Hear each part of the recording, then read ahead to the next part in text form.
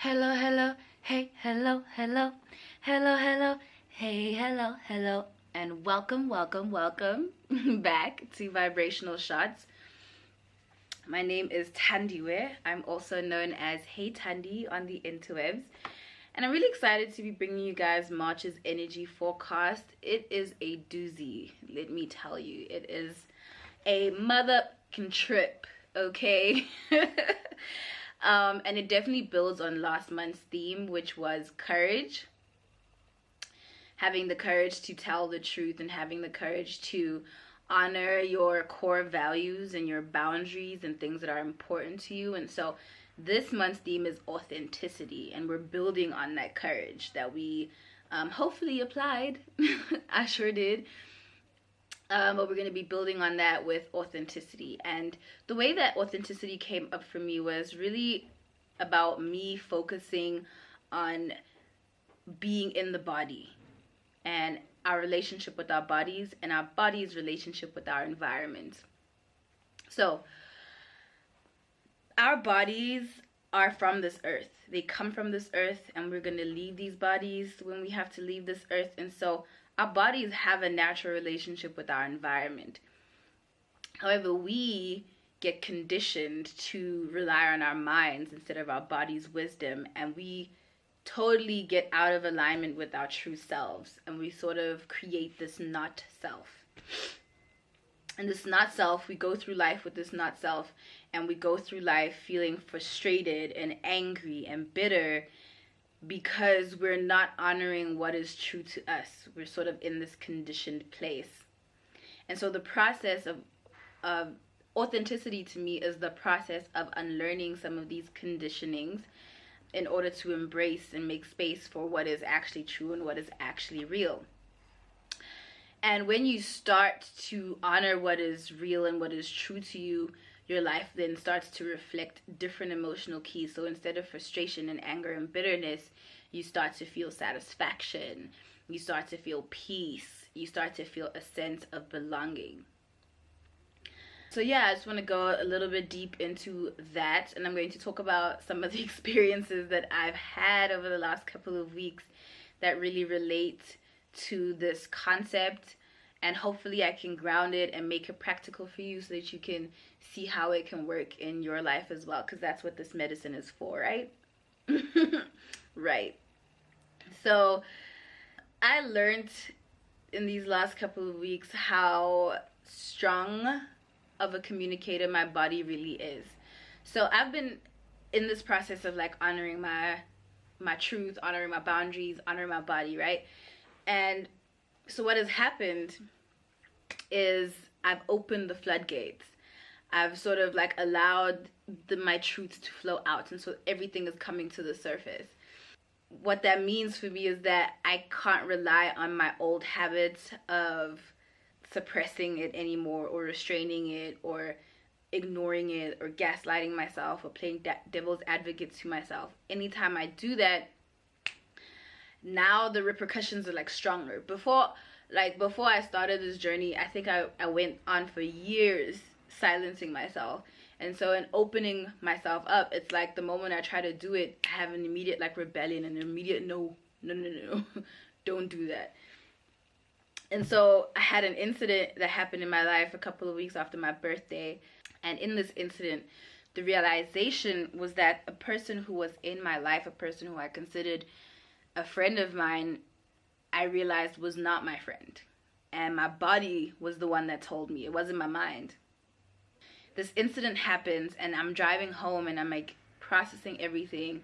I'm speaking to the people in my community and in my family, and they're telling me like, girl, you're not crazy. Like, you did pick up something. You did pick up something that's concerning.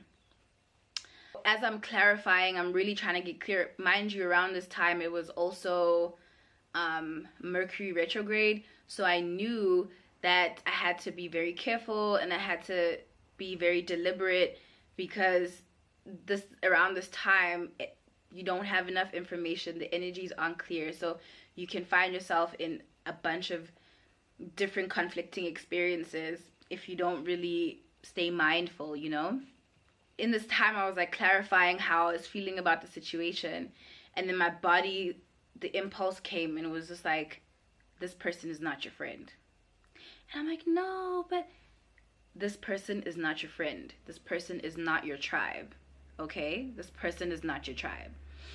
My first instinct was my mind. My mind was like, no, but, you know, okay, let's not be confrontational. Let's not be hasty. This is not the right time. Let's just pull back. Let's observe. And if I see her, I'm going to be cordial. I'm going to be nice. But I know in my heart of hearts, like, I'm not going to open myself up in the way that I would have if I was still in that space with her.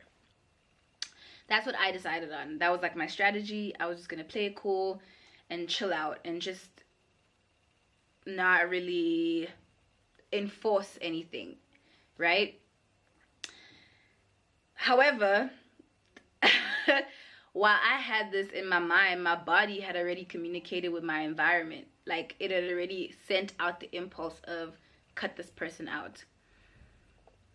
And you know what happened? The girl came into my phone, like she was playing on my phone and confronting me and like bringing this crazy energy to me. And when she did, I was like not here for it. I was just like, no, not gonna engage. I'm emotionally unavailable for this. But then something came to me and it was like, no, this is an invitation into authenticity, so accept it. And I did, and I was like, okay, you know what?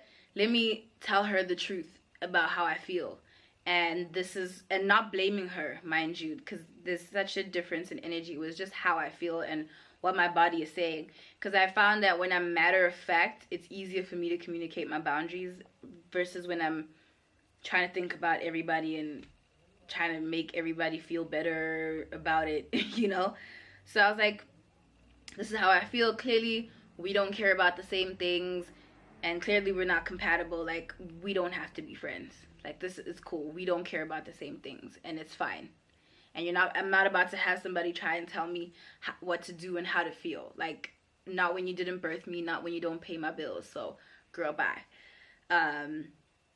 So I ended up having that moment, but at the same time also being grateful. And I was like, thank you for creating this moment of authenticity. I'm really glad that I could actually say how I feel, because I wasn't gonna create it. I don't want to lie. Usually I'm okay with creating those moments, but my intuition didn't tell me to do it this time, you know? But I didn't have to, because my body and my environment communicated, and the experience was an outside-in experience, which is just a part of the game, I guess. But yeah, so in this experience, I became aware of how closely linked our bodies can be to our environment. And when you start to cultivate that process of listening to yourself, your body's gonna become louder and louder, and it's not gonna let you fall back on the old way of doing things, you know? So that was like really interesting.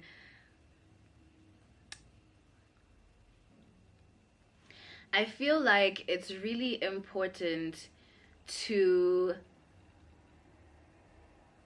honor, not just listen to this wisdom, but honor this wisdom, because I swear the process is so real and so unburdening.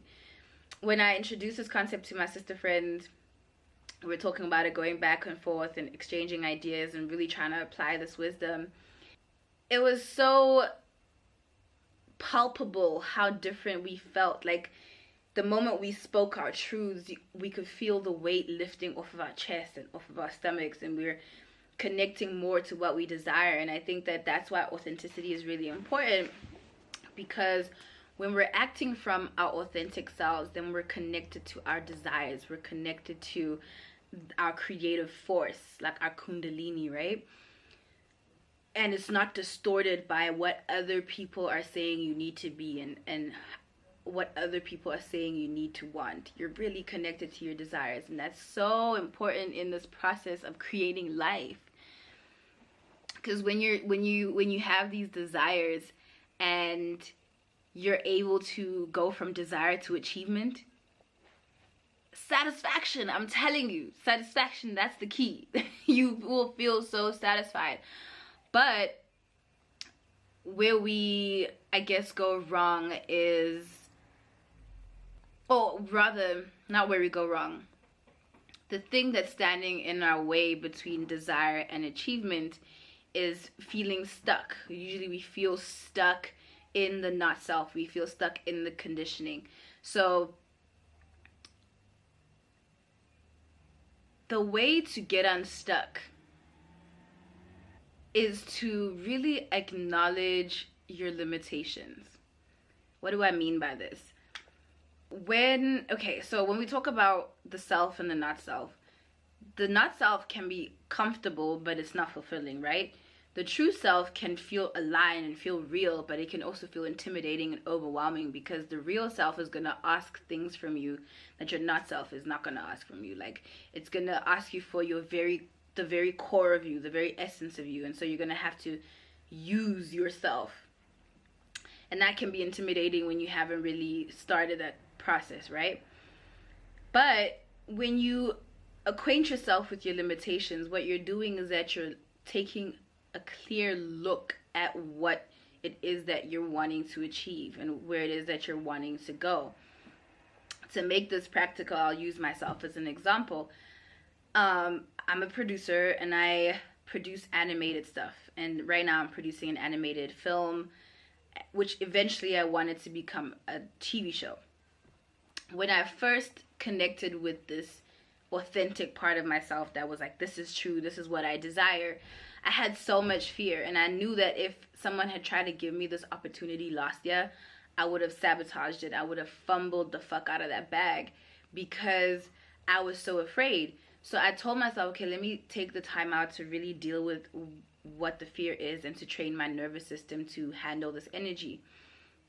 And what came up for me at the time was that, oh my God, if I have a show, that means I'm going to be responsible for so many people's lives, because people will be depending on whether or not I show up. Like, if I show up, they eat. And if I don't, they don't. And I was like, oh my God, I don't know if I can handle that responsibility. Like, I don't know if I can do that. So much so, like, I remember, like, even when I was in college, I would say, oh, I'm just going to produce films until I'm 30. And then when I'm 30, I'll venture into TV, even though TV is what I really want to do. And I was like, when I'm 30, I'll be more mature and I can handle that responsibility. And I remember, like, one of my classmates, who's actually now one of my development producers, he was like, huh? Like, what are you talking about? What do you mean? Like, are you telling me that you really, like, give up an opportunity for a TV show just because you're 26? Or 25 at the time? But that was really, like, how I felt. But I had to take a look at what I felt was limiting me. And at the time, it was like, oh, I don't know if I can show, like, I'm still developing this concept. How do I know I'll be able to show up? And how do I know I'll be able to have the ideas to sustain the show for the amount of time that I wanted to be on?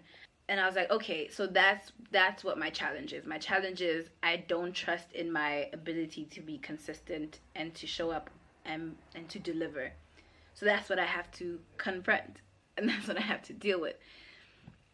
And so I challenged myself from that moment where I would wake up and write and develop and exchange ideas and seek help and seek mentorship and research and do all these things, until I got to a point where I was feeling like, okay, this is consistent now. Like, I can call on this energy. It's no longer a fluke. Like, you know, because when you're a writer, it can feel like a fluke. You can feel like, oh, I was just inspired for that moment, and then, you know, you can't get it back. So I had to develop a consistency where I could tap into my ability to write at any given point. And it's really difficult. Like, the process for me, I struggle through it. And not because I'm not talented, but because it's just the process. Like, I had an idea for a fight sequence. And when I first wrote the first draft, it was shitty. It was just, like, bare ideas. But writing it out it expanded my awareness. It expanded my awareness beyond what I thought I was capable of. And then in that expansion, I tapped into more energy that allowed me to rewrite it, and then that expanded even more, and I tapped into more energy that allowed me to rewrite it until it started to feel authentic. It started to feel more real. It started to like come off the pages. And that's what that process is like. It's like embracing that struggle, because it's such a paradox, because people talk about, oh, you shouldn't chase things, and things can come with ease if you let it. Like, people talk about that in the spiritual community, but people confuse ease with easiness, in the sense that they think that it circumvents having to do hard work, and that's really never the case when it comes to creativity, especially if you're going to make it a business. You have to create a system, or you have to create a routine around that gift and that talent, and you have to work at it and struggle through some things sometimes until it actually gets refined and it alchemizes and it sounds amazing, or it feels amazing, whatever, depending on what it is that you're creating. So I say all that to say, when you embrace the effort that you have to put into your life, when you embrace those limitations and you embrace what your true self is asking from you, it accelerates your path in such a different way, because you're focused specifically on that. And so when your body is engaged in this process, your environment is listening and your environment is shifting to make that happen for you. And my life is an example of that. Like, the moment I decided, okay, I'm gonna be a producer, because that was the other thing, was like, I was trying to find full-time work in other companies and helping other people with their ideas and their projects, and I wasn't getting anything. I would get like freelance gigs, but I wasn't getting any like stable job, because my thing was like, oh, let me get a stable job and then work in the after hours on my ish. But that was not the most authentic path for me. My spirit was like, we need to be totally focused on this mission because it's bigger than you. So the moment I decided that, okay, so, since I'm a producer, producers aren't represented by agents and managers. Producers are their agents and managers. So I shouldn't be looking for a job as a producer. I should be looking to create jobs. The moment I shifted my thinking in that way, my environment came together to support me. People came to support me. Resources were coming in to support me. Ideas for more resources coming in to support me. And so it was like, oh, okay, so I still have to put in this effort. I still have to put in this work, but my environment is harmonizing with me, not against me. That's the worst feeling in the world, to be feeling like you're doing so much and you're yielding nothing. Trust in the process. Engage in the process of deconditioning. Really challenge yourself by, like I said, being aware of your limitations, but then also working through them. And don't be afraid of the hard work that comes with it, because here's how I see it. You're gonna work hard either way. Whether you're acting from your not self or your true self, you're gonna be working hard either way. But at least when you're working with your true self, you know that it's gonna come with a sense of satisfaction, a sense of peace, a sense of belonging. And that's what you need to focus on, and allow that to be your pillar as you embrace this process, because it's tough. Motherfuckers really try to like manipulate you and make you feel guilty for your truth. They want to change how you perceive them, not because they like you, but just because they're going through their own control issues. And if you get caught up in that, in those webs and in those situations, though they tend to occupy so much space that you could be using towards what's actually good for you in your life. So yeah, I hope that makes sense. I don't want to be too long on this video because I have more I want to talk about, but I think I'm going to talk about those things in different videos. But just for the energy of March, it's about authenticity and embracing the process of deconditioning, embracing the discomfort of looking at who you really are. Because if you had told Tandy, who was 21 and maybe in like second year of college, if you had told her that, Tandy, you're destined for so much more, and there's a bigger theme that's playing out in your life, and you're going to be a blessing to way more people than you think, and it's going to be bigger than you, and this work is going to be medicine for people beyond just your materialistic goals. Like, this is something bigger than you. If you had told me that at 21, I would have called you a liar. I would have not been able to withstand the bigness of who I'm becoming right now. It would have been so intimidating at the time. But luckily it came at a time where I was already preparing for this more. Like I said, it is uncomfortable. But it is a process that's worth it. And you will feel the results if you apply it. Like, that's all I can say. And you won't get it until you try it for yourself. So I encourage you to go back to last month's theme. If you haven't watched it, watch it. It's about courage. And then come back and listen to this stuff and see how you can synthesize it for yourself and make it make sense for you. If you want to talk about it, comment down below. Give me your thoughts on this, and then tweet me too. Like, I'm ready to have these conversations, because I feel like I can just give you the spark in these forecasts, but in terms of turning it into a flame that is burning within, you know, lighting that hearth, that comes with talking and developing and collaborating. So I'm open to that. Talk to me, honey. I hope that this has made sense. I hope that you can take something from this, and I hope that you can learn from this. Thank you so much for sticking with me.